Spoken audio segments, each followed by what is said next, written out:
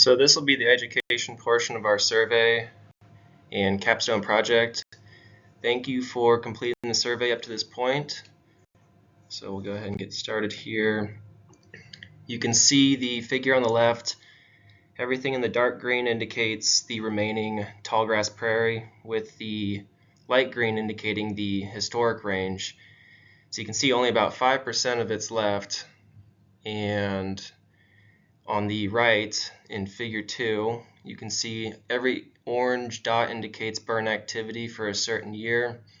You can see it coincides with all the remaining tallgrass prairie left, and 50% of this is burned every 3 to 4 years. So burning is pretty integral to maintaining the health of the tallgrass prairie.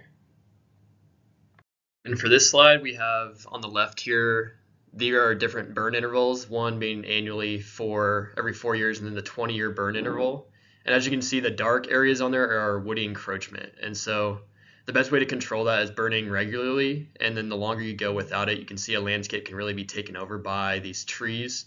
And that's what we're hoping to avoid in order to preserve our ecosystem that's so special to Kansas.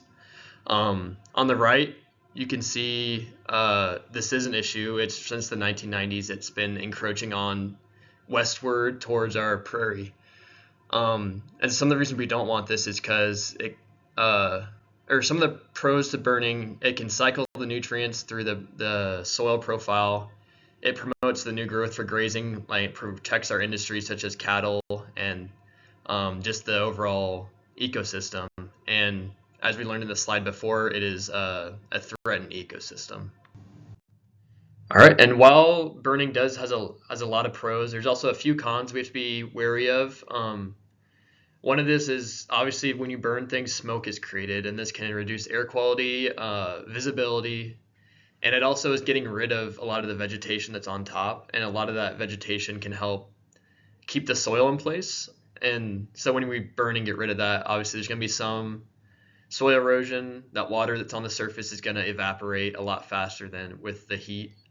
And then for a little bit, you're going to have the prairie just looking black and desolate. And so this doesn't last very long usually because we do burn in the spring where all that rainwater is coming in. So that will help with the moisture, help with new growth to come in quickly. And we also have those deep root systems on the prairie, and so that erosion is really going to be limited to the top sections of the soil. All right, and on this final slide, this is kind of going over more of the specific effects of woody encroachment. And to start on the left, you can kind of see the progression of woody encroachment as it outcompetes the native grass and vegetation that we have here.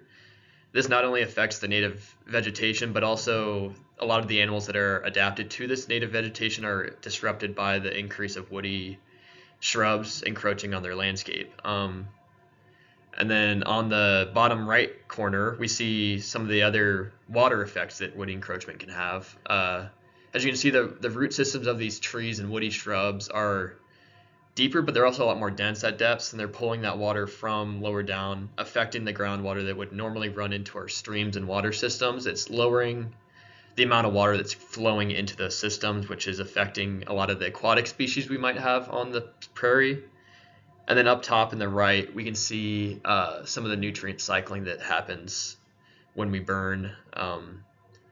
This is kind of something that happens where we break down that carbon elements where the microbes can further break down those